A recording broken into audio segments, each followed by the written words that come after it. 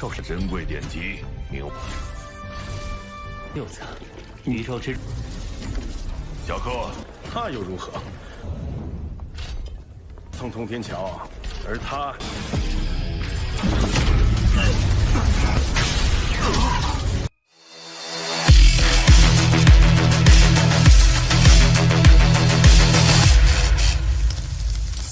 Halo semuanya, selamat datang di Ruang Sinema. Bagaimana kabar kalian semua? Semoga selalu sehat dan baik-baik saja. Sesuai jadwal, jadi pada hari ini kita akan kembali melanjutkan series Donghua Penakluk Bintang episode terbaru, yang mana ini adalah episode yang ke-175. Bagi yang bergabung dengan series ini, kita sudah sediakan playlistnya, jadi kalian bisa mudah mencari di mana episode awal dari series ini. Namun sebelum kita mulai episode terbarunya, lebih baik kita lihat lagi apa saja yang telah terjadi pada episode sebelumnya, tepatnya pada episode 174. Kemarin, Lo Fong mulai menjalankan misi ketiganya, yang mana dia itu pun harus membuat keputusan mengenai hukuman apa yang pantas diterima oleh para bawahan dari Kaisar Iblis Darah. Sebenarnya, Kaisar Iblis Darah itu ingin 2 dari 21 bawahannya diampuni, sebab mereka sudah begitu lama mengabdi kepadanya. Namun Lo Fong tidaklah terlalu peduli karena bagaimanapun 21 orang itu memiliki kejahatan yang begitu kejam.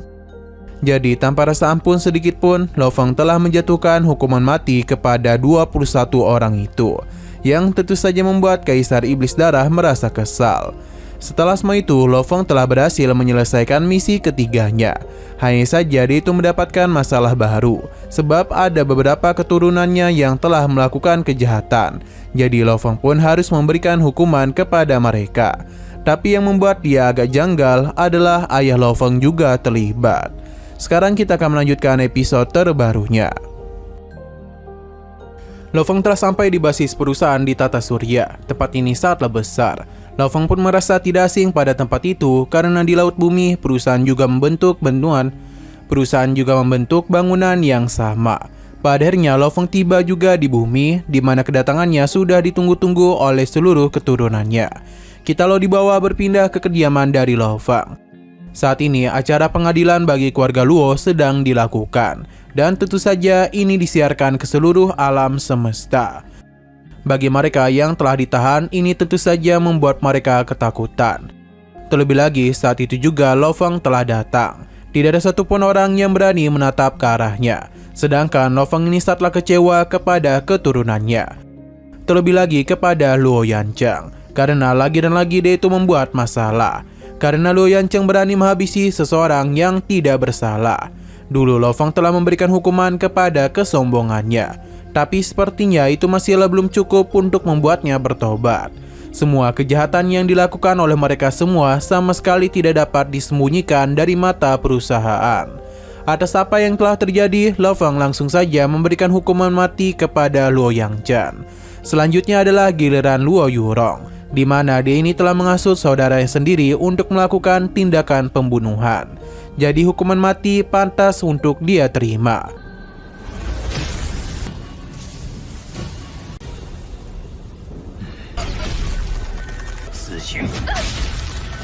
Guru dari mereka juga telah Lo Fong kurung selama 10.000 tahun, sebab dia ini sudah gagal memberikan pendidikan. Lo Fong masihlah mengampuni keturunannya yang berbuat kejahatan kecil dengan hanya memenjarakan mereka. Tapi bagi yang sudah berani menghabisi seseorang, maka hanya hukuman mati yang dapat Lo Fong berikan. Sudah beberapa orang yang telah dia jatuhi hukuman mati. Lo Fong lalu memberitahu semua keturunannya kalau untuk menjadi kuat, pembunuhan memang dapat terjadi, tapi bukan berarti mereka harus melakukan tindakan tersebut, apalagi kepada orang yang tidak bersalah. Mereka sepertinya masihlah kurang dalam pengendalian diri dan justru berbuat sombong. Ia pun meminta untuk tidak mengulangi kejadian ini. Pada akhirnya sidang pun telah selesai. Lo Fong kembali melakukan perjalanan keluar dari bumi. Terlihat Babata dan juga Atuka tengah sibuk bermain mobil-mobilan di dalam pesawat tersebut. Tidak lama kemudian perusahaan mengirimkan peninjauan, di mana Lo Fong hanya mendapatkan nilai 70 poin saja. Namun dia merasa ini sudah lebih daripada cukup. Lo Fong juga belajar mengenai bagaimana mengambil keputusan yang tepat. Sedangkan di sisi lain, Atuka masihlah sibuk main balap-balapan. Ya meskipun Babata tidaklah fokus, namun dirinya itu tetap berhasil memenangi pertandingan tersebut.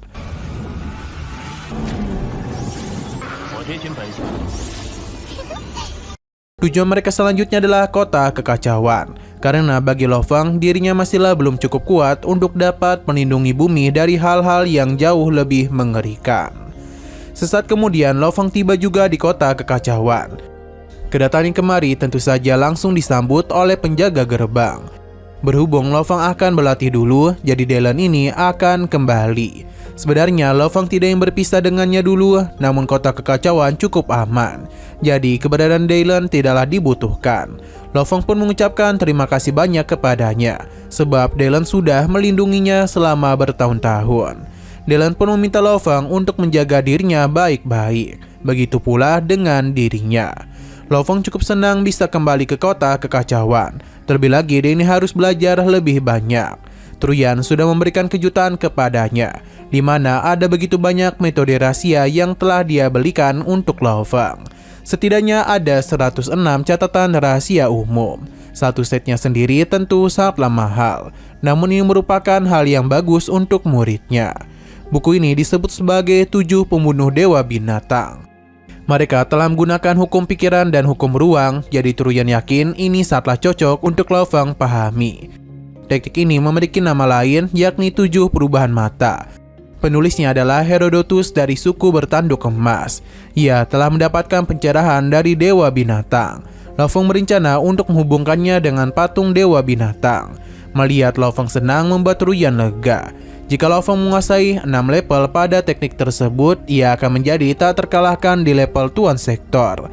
Tapi teknik ini akan menyebabkan pertikaian internal di antara 3 tingkat pertama.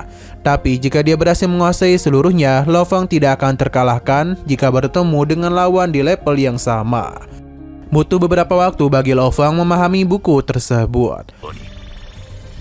珍贵典籍，明是后创造6层宇宙之主。 Truyan pun meminta Lo Fang untuk duduk di sisinya. Ia yakin kalau gurunya itu sudah menghabiskan begitu banyak uang. Truyan cuma tertawa karena dia hanya mengeluarkan 8 miliar saja. Tapi bagi Lo Fang jumlah itu sangatlah besar. Bahkan hadiah tertinggi dari misi yang dia selesaikan hanyalah 1,4 juta poin saja. Lo Fang pun ingin mengembalikan hal itu. Namun Truyan menolak karena dia merasa ini adalah bentuk tanggung jawabnya sebagai guru. Lo Fang paham dan dia pun memberikan hormat kepadanya. Ia juga berjanji kalau apa yang Truyan berikan akan dia balas dengan perkembangannya. Mereka berdua pun asik minum bersama. Setelah dari sana, Lo Fang pun mulai mempelajari tentang 10 hukum setengah lingkaran utama di alam semesta. Di antara hukum ruang dan waktu, mereka merupakan hukum yang kuat. Sedangkan 8 sisanya memiliki pemahaman yang lebih rendah. Jadi karena itulah ada namanya sisi penilaian ruang angkasa, di mana waktu sangatlah mendominasi. Tapi bagi hukum ruang dan waktu memerlukan penggabungan hukum superior dan hukum inferior. Itu semua demi bisa meningkatkan ke level yang berbeda. Untuk Lo Fang sendiri, dia memiliki kesempatan untuk menggabungkan hukum emas dan hukum ruang. Ia juga akan mengandalkan klon yang dia miliki, terutama bakat dari binatang bertanduk emas yang memiliki cabang aturan. Sedangkan untuk hukum ruang, Lo Fang akan mempelajarinya di monumen kekacauan. Setidaknya butuh waktu 3000 tahun bagi para pendahulu untuk berlatih, baru dapat memahami 108 misteri tentang bentuk hukum-hukum ruang angkasa. Tapi Lo Fang akan mencoba memangkas waktu tersebut dengan menggunakan patung binatang dan juga menggunakan tubuh Klamosa untuk berlatih pada waktu yang bersamaan. Dengan kombinasi dari ketiga tubuhnya, Lo Fang akan berlatih dengan jauh lebih cepat. Waktu pun terus berlalu dan Lo Fang juga tidaklah lupa mengikuti pelajaran yang Truyan berikan. Hanya saja ada beberapa orang yang tidaklah menyukai Lo Fang. Meskipun mereka berasal dari alam semesta asli, namun bagi mereka, kemampuan Lo Fang masihlah belum dikatakan hebat. Terlebih lagi, dia itu masihlah belum mencapai lantai Tongtian ke-10. Bisa dikatakan juga kalau kekuatan Lo Fang berada di bawah mereka. Tapi Lo Fang melakukan sesuatu yang membuat pria ini sadar kalau kekuatan Lo Fang sepertinya jauh berada di atasnya. 小柯，那又如何？苍通天桥而他那我很期待。 Babata membenarkan hal itu karena kekuatan Lo Fang jauh lebih unggul dari para murid Ruyan lainnya. Jadi dia ini kesal kepada para murid yang meremehkannya. Bagi Lo Fang, ia ini sengaja untuk menunda penilaian kultivasinya agar dapat membuat mereka sombong. Sebenarnya tidaklah butuh waktu lama lagi bagi Lo Fang untuk dapat memahami 108 misteri hukum. Tapi jumlah waktu untuk memahami monumen kekacauan telah habis. Jadi tujuan Lo Fang selanjutnya adalah menantang jembatan Tongtian. Kita pun dibawa ke tempat tersebut, di mana ratusan tahun lalu Lo Fang telah menyelesaikan lantai ke-7. Chang Bo pun cukup senang bisa bertemu lagi dengannya. Tidak ingin berlama-lama, Lo Fang akan memberikan kejutan kepada Chang Bo. Di sisi lain, rekan-rekan Lo Fang tahu betul dia telah menantang jembatan Tongtian. Di generasi mereka hanya Bolan saja yang dapat menyelesaikan lantai 8. Jadi mereka pun penasaran apakah kali ini Lo Fang dapat menyelesaikan lantai 8. Seperti biasa, tantangan ini disiarkan, di mana Lo Fang itu sudah berhasil menyelesaikan lantai 8. Ia pun bersiap untuk naik ke lantai ke-9. Para tetua juga sedang mengawasi Lo Fang, karena ujian di jembatan Tongtian akan menarik banyak perhatian, terutama para petinggi. Setidaknya mereka juga berhasil mencapai lantai 9 dan 10. Andai saja Lo Fang dapat mencapai lantai 10, maka bisa dikatakan kalau Lo Fang sudah berada di jalan menuju hukum, demi bisa memasuki alam abadi. Bagi Truyan, muridnya itu akan melakukan hal yang jauh lebih mengejutkan lagi. Kembali kepada Lo Fang, yang mana dia akan melakukan ujian. Pertarungan telah dia lakukan, yang mana pelan-lahan namun pasti Lo Fang berhasil menyelesaikan ujian dan terus naik ke lantai selanjutnya. Bahkan itu telah berhasil mengejutkan semua orang, karena bagaimanapun mereka ini sudah berlatih di monumen kekacauan dalam waktu yang lama. Sedangkan Lo Fang baru kembali namun sudah berhasil melampaui semua orang. Chang Bo juga terkejut dengan perkembangan dari Lo Fang. Pemahaman hukum ruang Lo Fang juga terus meningkat. Sampai akhirnya dia itu juga berhasil membuka celah ruang untuk dapat mengalahkan musuhnya. Truyan pun meminta untuk tidak melihatnya karena ia juga tidak menduga Lo Fang akan dapat melangkah sampai sejauh ini. Ia bahkan masihlah belum berhenti untuk naik ke lantai 13. 低估了。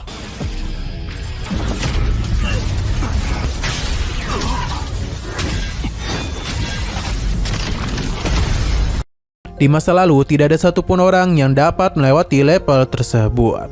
Alhasil orang-orang yang penasaran pun ingin melihat apakah Lo Fang akan menjadi orang pertama yang berhasil. Lo Fang telah tiba di lantai ke-13 dan dirinya pun langsung dipertemukan dengan lawannya. Ia memberitahu kalau sebagai penjaga gerbang dirinya tidak akan pernah membiarkan siapapun lewat. Serangan langsung saja dia ciptakan. Kali ini teknik hukum yang sosok itu miliki jauh lebih kuat daripada sebelumnya. Ia bahkan langsung menyambut Lo Fang dengan teknik 9 dari pedangnya. Melihat hal itu tentu saja seketika membuat Lo Fang terkesima. Terlebih lagi serangan yang dia itu miliki sangatlah luar biasa cepat. Ini terjadi karena lawannya kali ini menggunakan hukum angin. Meskipun begitu, Lo Fang masihlah dapat mengimbanginya. Dan pertarungan sengit telah terjadi di antara mereka. Dalam pertarungan tersebut, Lo Fang menggabungkan semua pengetahuan yang dia miliki selama bertahun-tahun. Selain itu, dia juga menggunakan pengalamannya.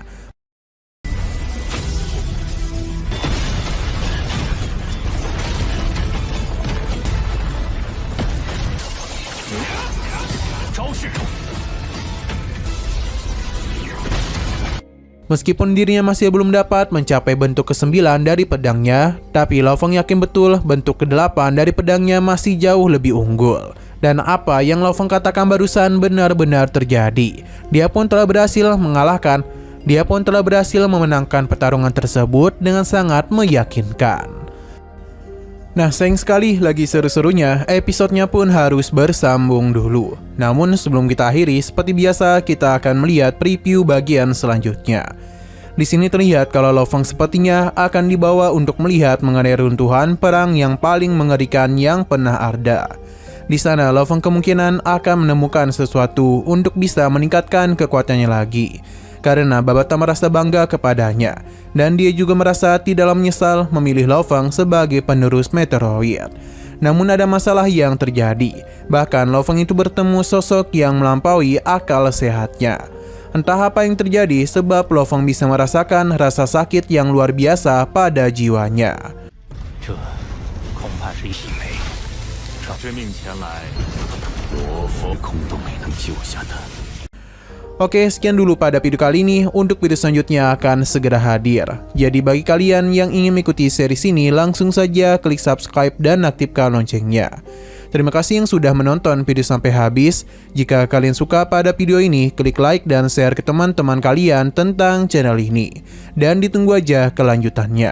Oke, sampai jumpa di video selanjutnya.